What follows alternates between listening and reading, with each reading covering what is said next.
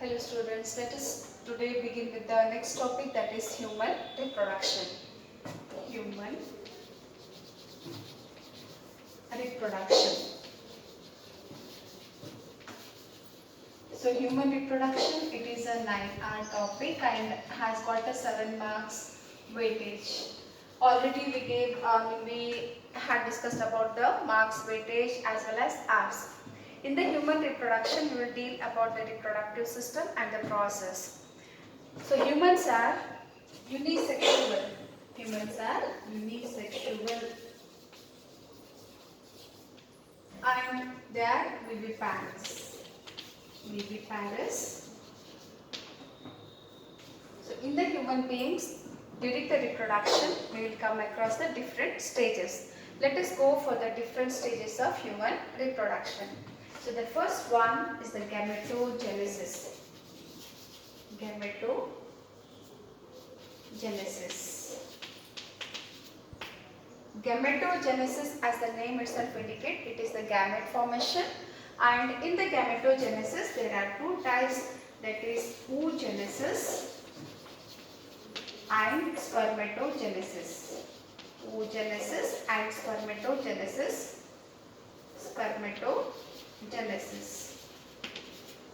As the name itself indicates, oogenesis is the production of the ova and spermatogenesis is the production of the sperm. This little bit we have done in the previous chapter. Next is the insemination.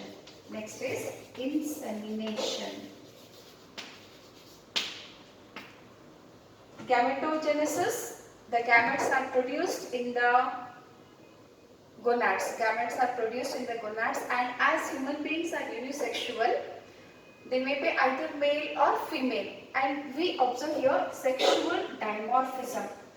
So sexual dimorphism is seen. Sexual dimorphism is seen. What do you mean by sexual dimorphism? That is, male and females can be identified by the external morphological feature. So male and female can be identified by seeing the external characters. Ova is produced in the female and sperm is produced in the male. As the gametes are produced in the different bodies, they must meet for the fertilization. In the human beings, we will say sexual reproduction. So next step is the insemination. Insemination is nothing but deposition of the gametes. Deposition, that is the deposition of gametes in the female reproductive tract. That is deposition of sperms. Deposition of sperms in female reproductive tract. In the female reproductive tract. Reproductive tract is called insemination. Now next step, after the deposition of the sperm in the female reproductive system, fertilization must occur. So the next step is the fertilization. So fertilization, here sperm mates with the ova to form the zygote. That is, zygote, it includes the zygote formation.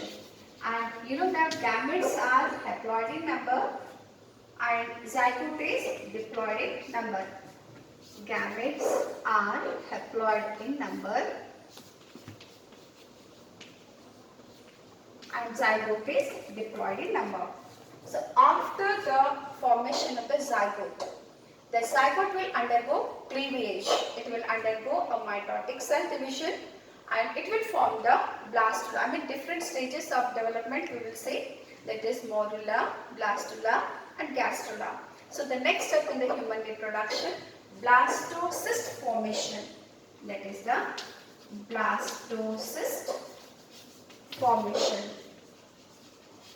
So blastocyst, otherwise we can call it as a blastula, and here the blastocyst is formed after morula, and during blastocyst stage itself, in the human beings, implantation process will take place, and that is called implantation.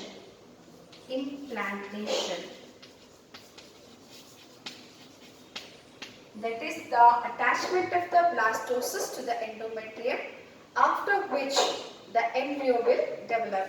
That is the next stage is embryo development. Embryo development. Embryo development. Embryo development, here you will say gastrulation, that is the germ layer formation and different organ formation, all that you will see in the embryo development. And here placenta is also formed, that later on we will deal in detail. And after the development of the embryo, when the embryo will develop completely, then it leads to the parturition. Parturition. That is the expulsion of the baby. That is the parturition. So in the human reproduction, these processes we will deal step by step. So all these processes will take place in the body. And where these processes will take place, that we will deal one by one. First, let me go to the male reproductive system. Male reproductive system.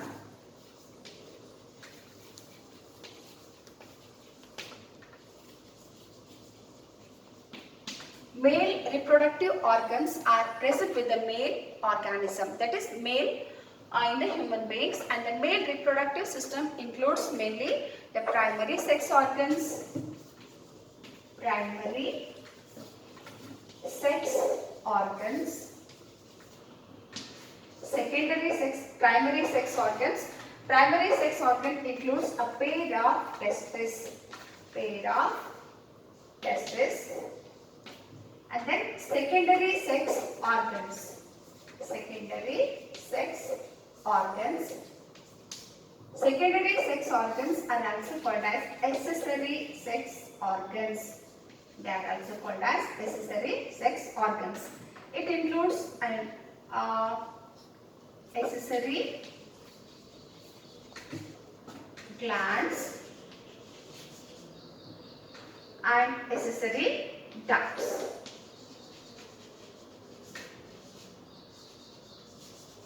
In the accessory or secondary glands, we have seminal vesicle,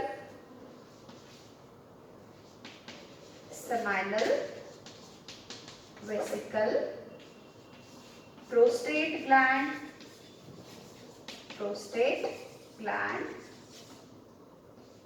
bulbourethral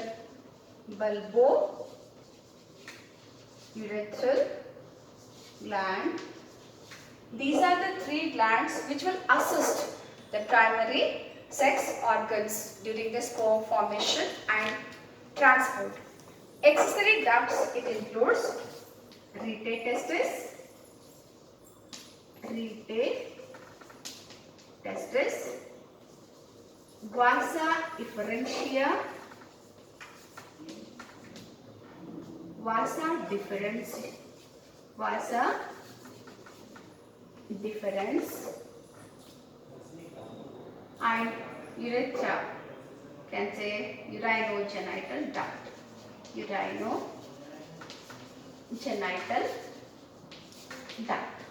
So these are the accessory duct. Let me repeat till now what I told. We were discussing about the human reproduction. You are already familiar with the reproduction. What do you mean by reproduction? It is a biological process where young ones are produced by the parent and the young ones are same as that of the parent. And human beings reproduce sexually. Human beings are sexually reproducing organisms. In the human beings, you will see only one sex in one body. That is that unisexual, or you can say that heteraphrodites. They are unisexual and they are viviparous. That is, they give birth to the young ones. And we will see sexual dimorphism due to the presence of secondary sexual characters. So this is about the humans. Now, in the reproduction, some basic processes are involved. So they are gametogenesis. Gametogenesis is nothing but gamete formation. Gamete formation will take place in the gonads, and there are two types of Gametogenesis. Oogenesis, production of the ova in the female. And spermatogenesis, production of the sperm in the male, in the testis, and ova in the ovary. After the production of the gametes must get transported. That is, the ova and sperm must meet. And you know that ova is always stationary and the sperm is motile. So sperms are deposited in the female reproductive tract through a process called insemination. What do you mean by insemination? It is the deposition of sperm in the female reproductive system, or you can say tract. Tract it is. Now next, after the deposition of the sperm must meet with the ova for the fertilization. That is fertilization. After combining sperm with the ova, zygote formation will take place, which is diploid. And this zygote will undergo a continuous mitotic division, which is called cleavage. And through the cleavage, different embryonic stages are formed. They are morula, blastula and gastrula. So blastula stage is very important. Blastula of the humans is called blastocyst. And this stage is important because during this the implantation process will take place. That is implantation. It is nothing but attachment of the blastocyst to the uterine wall. And then after implantation, the blastocyst will undergo gastrulation, organogenesis and embryo development proceeds. So there is embryo development. And during blastocyst itself, the placenta formation will take place. And then after, when the embryo is fully developed, the fully developed embryo is expelled or delivered, and that process is called parturition.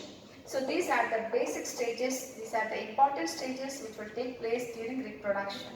And all these stages we will deal one by one, and these all processes will take place in the reproductive organs. So first we are discussing with the male reproductive system. This male reproductive system is present with the male, and it includes mainly primary sex organs, secondary sex organs and external genital organs. External genital organ. External genitalia or genital organs. So primary sex organ is the testis. Primary sex organ, it includes a pair of testes. And secondary sex organs are also called as accessory sex organs, which include accessory glands and accessory ducts. Accessory glands include seminal vesicle, prostate gland and bulbourethral gland, which is also called Cowper's gland. And accessory duct includes treated testes, vasa efferentia, vasa deferens, urinogenital duct. And external genital organ, it includes mainly the penis. When we draw the diagram, then you will understand.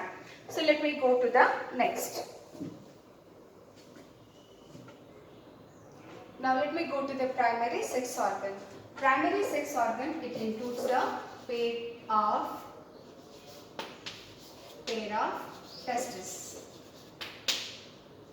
Testis is a primary sex organ which functions as reproductive as well as endocrine. It functions. The functions of the testis are reproduction and endocrine. It acts as endocrine gland. So it helps in reproduction by producing the sperm, and it acts as endocrine gland by producing the male sex hormones called androgens. That is about the testes. So the testes are produced, the position, when you see the position of the testis, it is present outside the abdominal cavity. But during the development, testes are produced in the abdominal cavity. They are produced in the abdomen. They are produced in the abdomen, or you can say pelvic cavity, pelvic region. They are produced in the pelvic region, and then it will descend into an external pouch called scrotum. So testis is present in the scrotum. Scrotum, it is a muscular pouch. Scrotum, it is a muscular pouch which is present outside the abdominal cavity. It is present outside, or we can say external abdominal region, outside the abdominal, outside the abdomen. So scrotum, it is a muscular pouch which is present outside the body. It is very important because to maintain the temperature of the scrotum.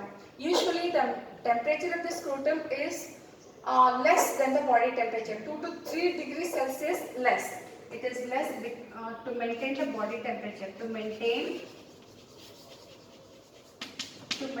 the temperature. So nearly 2 to 3 degrees Celsius less temperature is maintained, and this temperature is necessary for the production of the sperm. It is necessary for the production of the sperm. That is why scrotum is present outside the abdominal cavity. Scrotum, it is a muscular pouch. I told you that scrotum, it is a muscular pouch and it is present outside the abdomen. A pair of testes are present in the human male, and pair of scrotal sacs you will see. It is separated by a scrotal septum. It is a septum. A muscular partition wall is there and it is called as muscular septum. Scrotal septum. Scrotal septum. And this cavity is called as scrotal cavity.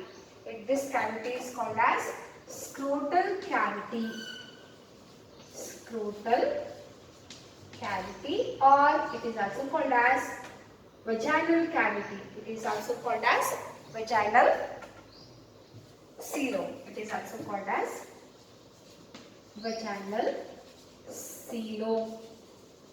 And this is filled with a loose tissue which is called as hydrocele.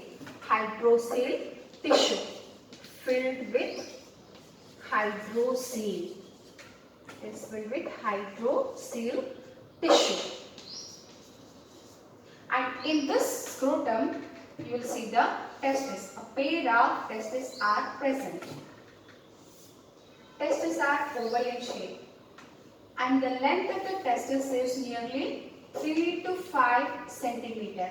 The length of the testis is 3 to 5 centimeter and width is 2 to 3 centimeter. And it is filled with, I told you that it is filled with the hydrocele, and testes are held in position by a muscular band which is called as tubernaculum. So muscular bands are there in the testes which will hold the testis in position, and it is called tubernaculum. Tubernaculum. And here you will see a muscular band, and this muscular band is called spermatic cord. It is called spermatic cord. This is called spermatic cord. And this cord will supply the blood. It has got arterial supply, vein supply, nerves, and even the accessory ducts will pass through this. The testes will, I told you that testes are formed in the pelvic region, and from the pelvic region during 8th month, during 7th to 8th month, the testes will descend into the scrotum by a canal which is called inguinal canal. It will descend. It is attached to the abdomen. That is, from the abdominal region, the testes will descend into the scrotum by a canal which is called inguinal canal. Inguinal canal. So this is about the testis, and this testis is covered by 2 protective layers which we will deal now in detail. That is, the first one is the tunica albuginea, and the second one is the tunica vaginalis. So this is about the testis. Now what did I told? We were discussing about the male reproductive system. In the male reproductive system, primary sex organ, and primary sex organ includes a pair of testes. The testes does mainly two functions, reproduction as well as endocrine function. It helps in the reproduction by producing the sperms, and it acts as endocrine by producing the male sex hormones called androgens, especially testosterone. And testes are produced in the pelvic region and during the embryonic development. 7 to 8 months, the testes will descend into the scrotal cavity through a inguinal canal. The testes will descend into the scrotal cavity through the inguinal canal, and this is the presence of testes outside the abdominal cavity is a very important feature because it will help in the maintenance of a temperature less than the body temperature. Nearly 34 to 35 degree Celsius is maintained in the scrotum, and that is possible because of the tissue, a thin layer of tissue which is present in the scrotum, which is called Darto's tissue, and it will help in sperm production. So here I have shown a diagram of the scrotum. The scrotum, it is a muscular pouch in which testis is present. The testes are held in position by a tubernaculum, a muscular band. And here above this we'll see a spermatic cord, and the testis nearly 3 to 5 centimeter. It is in length and width is 2 to 3 centimeter. And testis is covered by two external muscular layers, fibrous tissue layer, which are called tunica albuginea and tunica vaginalis. Now let us go to the next. Now I told you that the testis is present in the scrotum. So testis is oval in shape and it is covered by a fibrous connective tissue. Immediate testis is covered by the first inner layer is tunica albuginea and outer one is tunica vaginalis, or it is also called tunica vagina. Tunica vagina, it will form a inner foldings. Here I have used white chalks to show the inner foldings, and these inner foldings will form the testicular lobules. Each testis is having nearly 200 to 250 testicular lobules. And in these testicular lobules, you will see highly coiled 2 to 3 structures which are called seminiferous tubules. Highly coiled seminiferous tubules which are lined by the germinal cells which are going to form the sperms, and also nourishing cells called Sertoli cells. And the sperms are produced in the seminiferous tubule. That is why seminiferous tubules are called as structural and functional unit of the testis. And these seminiferous tubules, they in the lobule it will form a highly coiled structure, then it will form a straight tube-like structure. And these seminiferous tubules will form a network-like structure. The tubules will combine to form a network-like structure, and this network of tubules is called as rete testis. And these rete testis will continue to form a tubular structure which are called as vasa efferentia. And these vasa efferentia it will continue to form epididymis. Epididymis, it is present at the posterior border of the testis. It is present at the posterior border of the testis, and here in the epididymis we will see three parts. That is the head part, which is called carpus epididymis, or simply we can say head of the epididymis, and carpus epididymis, or a body of the epididymis is the body, and then the tail, that is the cauda epididymis. So this is the epididymis, and it will continue in vasa deferens. This vasa deferens will ascend the testis and it will move in the upward direction, and then it will enter. It will just pass through the urinary bladder, then open in the urethra. So here the sperms are produced in the seminiferous tubule. Sperms are produced in the seminiferous tubule and they are passed to the rete testis. These are the rete testis. It is an accessory duct which help for the transportation of the sperm, and from here the sperms are transported to the vasa efferentia, and from the vasa efferentia the sperms are transferred to the epididymis. So in the epididymis The sperms will stay for some time, and here the physiological maturation of the sperm will take place. That is, in the epididymis, sperms will mature. That is, maturation of the sperms. Maturation of the sperms will take place in the epididymis. So what do you mean by maturation? The non-motile sperms will become motile and functional, and that function is done by the epididymis. So this is about the testes, and then we will go to the male reproductive system. Now let us see the male reproductive system. Male reproductive system, as I told you, it includes a pair of testes which are primary sex organs, and they are present in the scrotum. And here at the posterior end, epididymis we are showing, epididymis. So testes are present in the scrotum and epididymis is present at the posterior end, and this epididymis is continued as vasa deferens. This vasa deferens will help in the transportation of the sperm, and near the bladder, urinary bladder, it will get little dilated, which is called ampulla, where the sperms are stored. It is called ampulla. Ampulla, where sperms are stored, and it passes through the ejaculatory duct.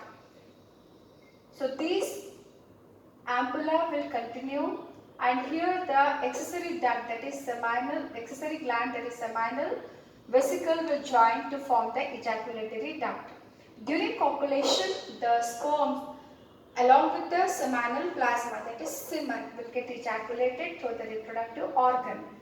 And here you will see 3 accessory glands, that is seminal vesicle, which are present in pairs, and prostate gland, it is present one single gland, and then you will see bulbourethral gland, they are very small, present just above the pelvis. And this bulbourethral gland is also called as Cocker's gland, and these 3 glands will secrete seminal plasma. It will secrete seminal plasma. Seminal plasma with the sperm is called semen. So what is semen? It is a fluid which is secreted by the accessory gland, which is called seminal plasma, along with the sperm is called semen. And semen contains mainly fructose, calcium, proteolytic enzymes, and certain other protein enzymes are present in the semen, and it will provide nutrition to the sperms. And then the sperms or semen passes through the urinogenital duct. Here in the male, the duct, it is called urinogenital duct because it is a common passage for the urine and the sperm. So it is called as urinogenital duct. The urinogenital duct is covered by the erectile tissue, which is spongy. It will help in the erection. And then the tip of the penis is called as glans penis, which is covered by a foreskin. So this is called the foreskin. So this outer skin is called foreskin. And this opens outside by urethral opening, which is called urethral meatus. So the sperm will begin their journey from the seminiferous tubule.